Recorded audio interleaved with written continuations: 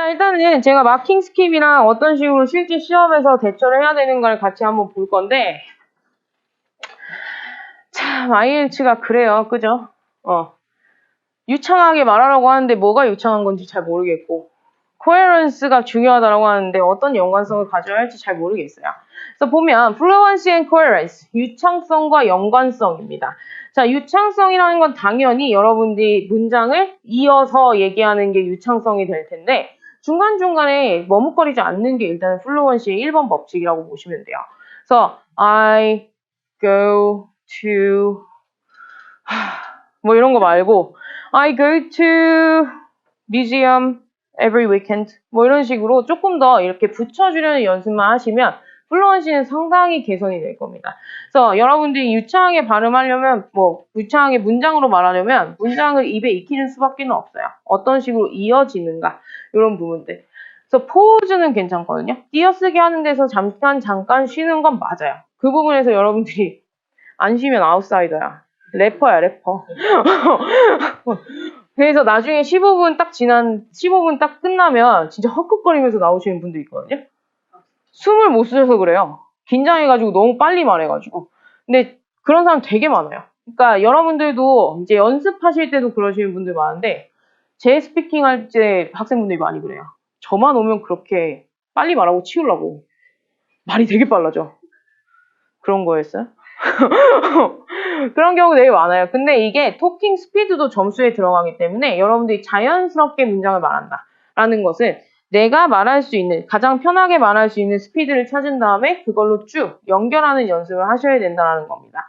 그리고 또 하나의 중요한 건 너무 길거나 짧게 말하지 않는다라는 건데 자, 길게 말하면 좋은 거죠 라고 생각하시는 분들 되게 많아요. 문장 자체가 길어봤자 별 도움은 안 돼요. 스피킹에서는 사실 따지고 보면. 근데 문장 자체가 길면 어떤 리스크가 있을까요? 중간에 문법 꼬여요. 100%. 100% 꼬입니다.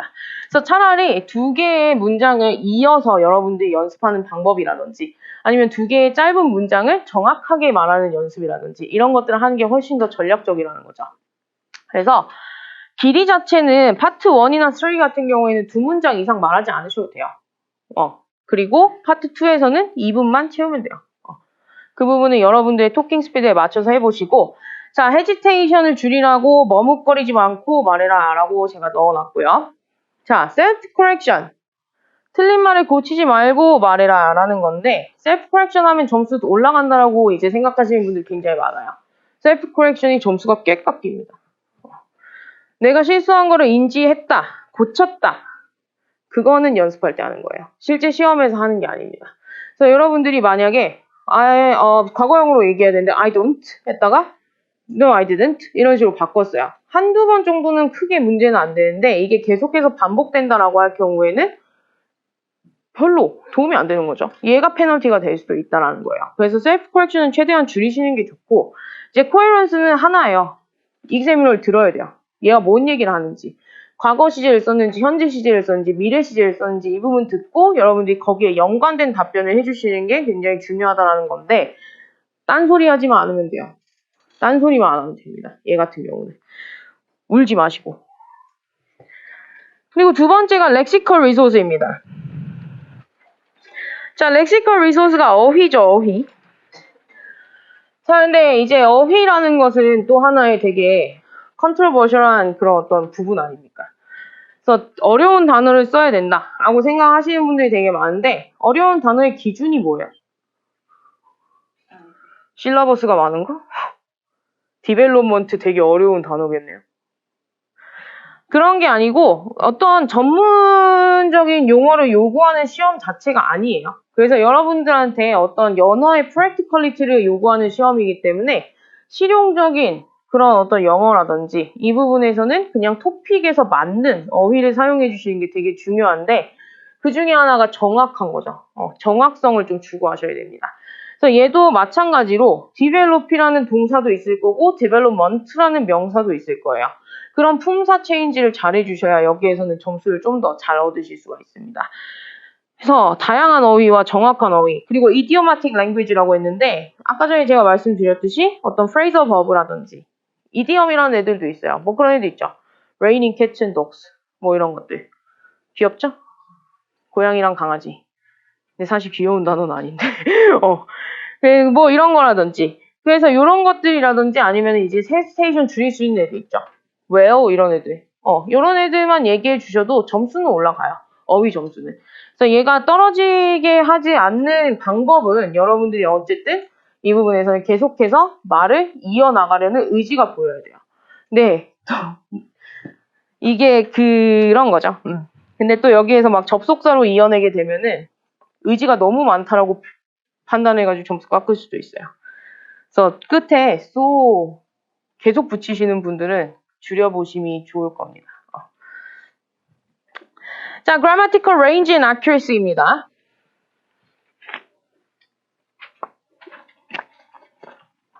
자, 문법을 봐요.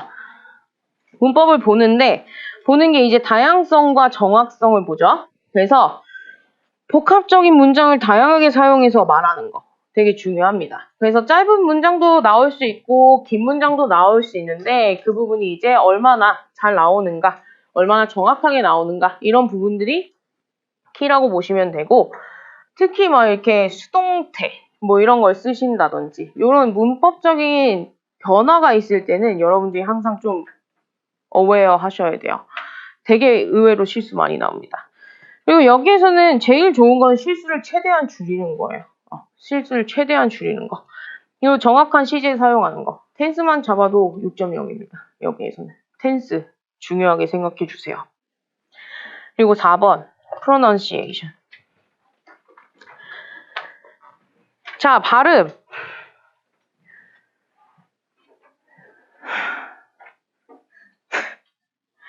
항상 나는 발음 설명하기가 참 힘든 것 같아. 그러니까 발음이라는 게 좋다 안 좋다가 되게 상대적이잖아요. 따지고 보면. 근데 우리나라는 발음이 좋다는 기준이 되게 특이해요. 그래서 이게 발음이 좋다 안 좋다라고 말하기가 되게 애매한 게 미국 발음을 따르거든요. 일단은 기본적인 그런 어떤 발음 체제가 그렇게 되어 있는데 발음을 얼마나 꼬느냐가 더 중요하지 얘를 정확하게 발음하냐가 중요하지 않아요. 우리나라에서는. 강세를 그렇게 신경 안 써요. 그래서 일단 말하기를 별로 영어 교육에서 중요하게 여기지 않는 형태이기 때문에 그런 게 나오는 것 같고 이제 시작하는 거잖아요. 어린이들 파닉스 하잖아요. 파닉스. 그래서 옛날에는 발음 기호 보던 거 이제 파닉스로 바꾼 지 얼마 안 됐단 말이죠. 그래서 정확한 발음이 되게 중요한데 정확한 발음을 한다라는 것을 얘가 되게 중요하게 역할을 해요. 강세. 단어를 보면 강세라는 게 항상 있고 왜 우리가 대부분 important 하다 이렇게 얘기할 수 있지만 important는 강세가 중간에 들어가 있어요. important 이런 식으로 들어가 있어요. 그래서 그냥 important 하는 거랑 important 하는 거는 굉장히 들리기가 다르게 들린단 말이죠. 근데 진짜 뭐 영어에서는 단어의 강세만 잘 이렇게 픽해도 사실 따지고 보면 굉장히 발음이 좋게 들려요. 그래서 한 번씩은 좀 체크를 해보실 필요가 있을 것 같아요. 내가 잘 쓰는 단어도 있죠. 자, 네이버 저는 되게 싫어해요. 한국말 직역하면은 파파고가 이상한 거 자꾸 알려주거든요. 그래서 별로 안 좋아하는데 네이버 사전 그렇게 좋아하진 않는데 잘 만들어 놓은 거 하나 있어요. 오디오. 그래서 얘가 발음을 해주는데 미국식, 영국식이 따로 있어요. 그래서 여러분들이 듣고 싶은 발음으로 들을 수 있어요. 그래서 그 부분을 한 번씩은 체크를 하면서 어디를 얘가 세게 말하는가 이거는 체크할 필요가 있어요. 자주 쓰이는 단어들. 내가 자주 쓰는 애들. 얘네들 강세 체크하시고 그리고 이해하기 쉬우면 돼요. 익제미너가 이해만 할 수 있으면 됩니다. 그래서 뭐 미국식 발음을 얼마나 잘 구사하느냐 영국식 발음을 얼마나 잘 구사하느냐 이거 별로 중요하지 않아요. 이건 별로 중요하지 않고 대부분 이제 이 악센트라는 게 잡힌 사람들은 뭐 외국에서 살았을 수도 있고 계속해서 그 발음으로 연습을 계속 해왔기 때문에 강세가 잡혀 있어서 악센트가 생기는 거예요. 강세가 잡혀 있어서 악센트가 생기는 거지 그냥 무턱대고 I like drinking water 하나라고 해서 영국 발음을 할 수 있다. 이건 아닙니다. 그래서 그 부분 연습하시고 억양이라는 게 하나 또 중요하게 작용을 하는데 이게 인토네이션이죠. 제일 힘들어요. 영어에서. 저는 인토네이션 잡을 때 2년? 2년 통으로 썼어요. 근데 대부분 우리나라 같은 경우는 감정적인 부분이 이렇게 드러나는 언어 체제가 아니거든요. 뭐 오늘 뭐 했고 뭐 했어? 밥 했어? 뭐 먹었어? 뭐 이런 식으로 얘기하지. 오늘 뭘 먹었는데 진짜 맛있었어 이러지 않잖아요. 대부분 일상 대화에서 이런 식으로 하기는 쉽지 않단 말이죠. 근데 외국인들 보시면 아시겠지만 굉장해요. 오 하나 가지고 희로애락을 다 표현할 수 있잖아요. 근데 우리나라는 그게 쉽진 않아. 하나의 단어로 희로애락을 표현한다는 게. 아유, 막 이런 애들 있고, 아유, 뭐 이렇게 하면 또 슬픈 거고, 이게 다 가능한 건데, 결국에는 이게 또 인토네이션이라는 거죠. 인토네이션은, 솔직하게 말하면 저는 얘를 어떻게 잡았냐면, 영화로 잡았어요. 영화로 잡았는데, 그런 거 있잖아요. 쉐도잉이라는 개념이 있어요, 쉐도잉. 근데 쉐도잉을 하라는 건 아니고, 어떤 특정한 상황들이 있죠. 영화를 보면. 기쁠 때 하는 익스프레션이 있고 슬플 때 하는 익스프레션이 있어요. 그것만 따라했어요. 저 같은 경우에는. 그리고 감정을 넣으면 돼요. 해피하면 I was so happy 하면은 해피하게 들려. 근데 I was so happy. 어디가 해피해? 그래서 약간의 감정을 들이시면 되는데 알아요. 손발 더럽게 오글거리는 거. 진짜 울고 싶어요. 실제 시험에서는 여러분들이 인간의 디그니티를 버리시면 돼요. 그냥 자존심 다 내려놓고 이재민너는 오늘 웃겨주겠다. 라고 생각하면 되게 잘 나와요. 이 감정이라는 게. 제가 그래서 저번에 웃기다가 이재민너가 되게 코웃음 많이 쳤거든요. 저번 시험에서. 자, 그리고 이제 여러분들이 이제 좀 필요한 것들 보시면 실제 시험에서는 문제에서 요구한 답만 하시면 돼요. 그래서 얘에다가 과도한 TMI를 가끔 넣으시는 분들 되게 많거든요. 그래서 나 오늘 how did you travel here 이랬는데 약간 이런 거 있잖아요. I woke up in the morning at 7, took the bus in front of my apartment. It took me about an hour and I walked here until 15 minutes. 이런 식으로 얘기를 막 한단 말이죠. 필요한 거 하나밖에 없어요.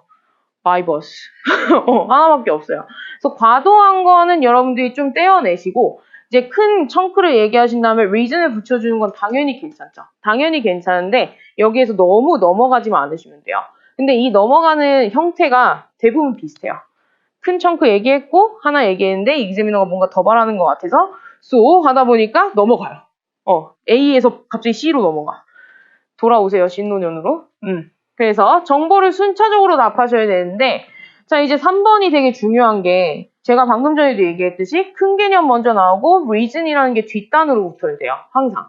영어는 다 두 가지예요. 큰 개념이 먼저 나오고 이제 작은 개념들이 밑으로 나와야 되는데 이 부분을 대부분 이제 우리나라는 정보 먼저 작은 거부터 준 다음에 큰 거를 이제 밑으로 까는 경향이 있단 말이죠. 미괄식을 써요.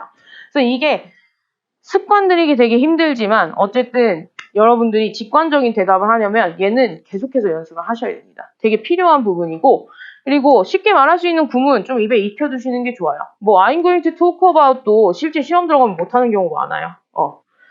여기서부터 이제 꼬이는 거죠. 문제가 grandparent job이야.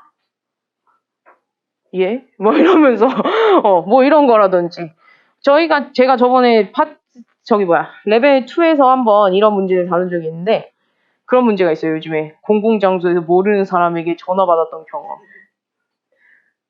딱 들으면 예? 이런 거 있잖아요. 그래서 그런 것들이 자꾸 나오니까 여러분들이 어쨌든 시작할 수 있는 구문들은 몇 가지 가지고 계시는 게 좋아요. 그리고 주제별로 아이디어들은 좀 정리해 두시면 얘가 또 유용한 게 writing하고 speaking correlation이 굉장히 커요. 그래서 비슷한 개념들을 계속해서 쓸 수 있으니까 여러분들이 한 번씩 아이디어 정리는 좀 해주시고 다음 게 이제 해야 되는 것들 중에 하나인데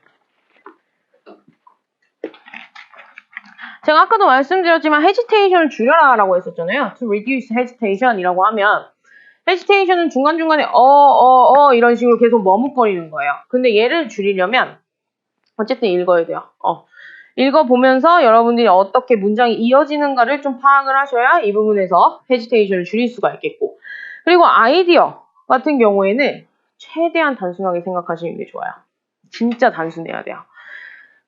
대부분 이제 IELTS가 소셜 이슈를 많이 다루는 시험이다 보니까 모든 이제 주제에서 거버먼트가 나온다든지 로가 나온다든지 하는 경우가 굉장히 많거든요. 근데 소셜 이슈를 다룬다고 해서 여러분들의 의견을 물어보는 거지 그런 어떤 전문적인 지식을 요구하는 건 아니에요.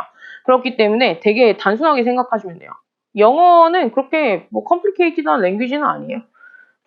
재수없죠? 방금 좀 우리나라 말이 더 어려워. 우리나라 말이 훨씬 어려워. 그러나 이제 이 부분이 여러분들이 하셔야 되는 걸 거고 단순하게 생각하시면 됩니다. 커먼 센스 빌딩이라고 생각하시는 게 제일 좋아요. 그래서 상식을 하나씩 나열한다 라고 생각하면 이 부분은 쉽게 잡을 수 있을 겁니다. 제일 단순하게 생각하시는 게 제일 좋아요.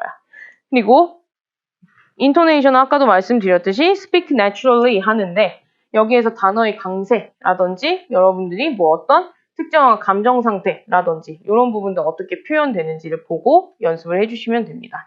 그래서 뭐 일단 제가 준비한 건 여기까지인데 그죠? Thank you. 뭐 any questions? 만약에 뭐 실제 시험에서 요즘에 최신 기출문제가 궁금하다라고 하면 저희가 홈페이지에 한 달에 한 번씩 지금 업로드를 하고 있어요. 그래서 그 무료 기출문제 탭 들어가시면 거기에 이제 뭐 파트 1, 파트 2, 3 스피킹도 있고 라이팅 같은 경우에도 한 달에 한 번씩 업데이트가 되고 있고요. 저희가 저기 노티스 보드에도 가끔 붙여놔요. 노티스 보드에도 가끔 붙여놓고요. 그래서 막 사진 찍어가고 그러잖아요. 어떤 학생분들이. 그게 이제 기출문제 붙었을 때 합격 후기는 안 찍어가더라고요. 하긴 남의 거 찍어봤자 뭐 하겠나. 그리고 뭐 일단 기출문제는 그렇고 스피킹 같은 경우에는 분기별로 기출이 바뀌어요. 그래서 지금 나오고 있는 기출문제들이 있는데 얘네는 한 8월 말까지 출제가 될 거예요. 그래서 만약에 그 부분이 필요하시다라고 하면 저한테 요청해 주시면 될 것 같아요. 저한테 요청하시면 아마 이따만한 거 나올 거거든요. 시간을 주세요. 요청을 하시는데 프린트 되는데 시간 엄청 걸려요. 이게 40몇 페이지짜리거든요. 제가 그거 다 따다가 다 타이핑해요. 분기별로. 그래서 필요하시면 얘기하시면 됩니다. 그리고 뭐 이디엄 같은 거 궁금하다. 수업 시간에 한번 해달라 라고 하면 해드릴 수 있어요. 얘기하세요. 근데 또 이상한 거 가져올 수도 있어요. 막 코스터, 남, 레그 뭐 이런 거 징그러운 거 할 수도 있으니까 여러분들이 필요하신 거 있으면 항상 얘기하시고 말도 안 되는 거 얘기하면 화낼 겁니다. 어쨌든 오늘 오셔서 감사하고요. 수고하셨어요, 여러분. 네.